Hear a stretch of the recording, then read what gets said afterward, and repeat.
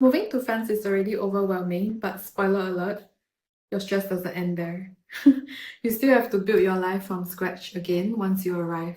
So in this video, I'm sharing 4 essential things that I wish I knew before moving to France so that you wouldn't make the same mistakes as I did. Let's go! So the first difficulty that you will have is setting up your bank account. There are other things linked with it, but mainly with your bank account.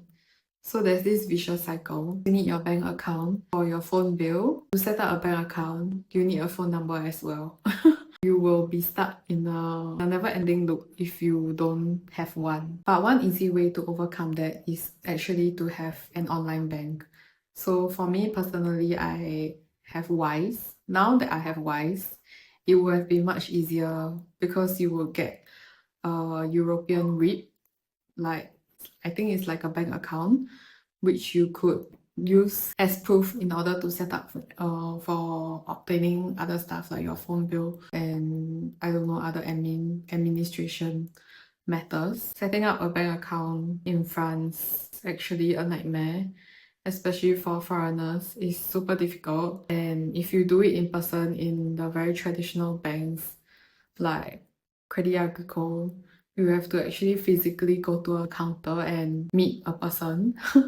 I guess like the relationship manager, and then you have to do like interviews, give a lot of documents in order to just save time. I would suggest having an online bank like Wise or even Revolut works as well. I've heard from friends that have used that and it works well for them. So that's for banking. I previously thought about phone bills. So having a French phone number is super important because you need to be reachable for all your administrative matters, even for your visa, even for, I guess, if you are renting your rental. Fun fact, phone bills are actually pretty cheap in France. You can get like, I think when I was back in France, I paid 10 euros for like 200 GB of data, which I never even finish every month. And on top of that, usually most mobile plans cover Europe as a region on top of France. There's 2 ways that you can go about. One is you can do a prepaid. Every month you go to a tabac, which is like a 7-Eleven kind of shop where they sell everything, like a convenience store, to top up and renew your subscription for every month. Or you can go to telcos and subscribe monthly. So if I don't remember wrongly, in order to subscribe to a telco, you do need a bank account, which is why I spoke about having a bank account in France previously. And then I think you do need an address as well for them to send you the SIM card. But me, I paid 10 extra euros to get eSIM because I keep my Singapore number as well, which is a physical SIM. So I use my Singapore SIM card and then eSIM for my French number. Thirdly, if you are planning to stay in France long term, and if you have a driving license, I would highly recommend you to convert your driving license from the Singapore driving license to the French one. The main reason is because if you do it within the first year, it's free. And you get to actually drive in not just in France, but in the entire Europe region in EU, and it's valid for up to 10 years.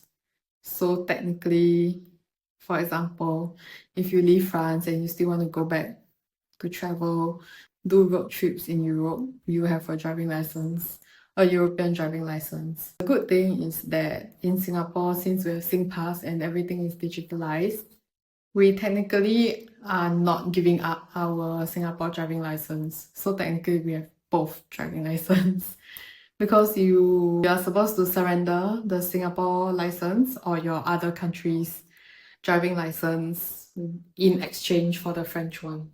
It's also not a super difficult process. I managed to do everything online. And I think there is just one document which you have to get from the traffic police in Singapore.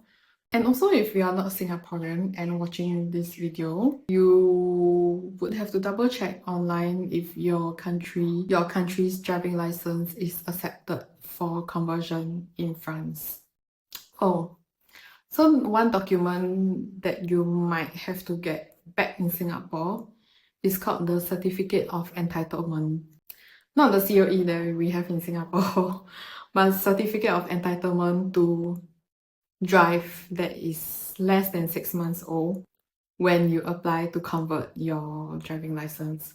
So I think this includes how many demerit points you have in the system and like all your traffic offenses that you can actually get from the traffic police website. So what I did was to have a screenshot of the page and then have it translated by a legal translator, and everything went smoothly. It was good. But I have heard of cases where they only issue this stuff to you when you go down to TP personally. So I have no idea. Nothing in France is is uniform, so you just have to try your luck. Oh, and I also want to add that it's good to have a driving license, a French driving license, because this actually serves as an identity card. So for example, if you don't want to bring your passport everywhere, or like you don't want to risk losing your passport by carrying it everywhere you go, having a driving license is actually a good idea.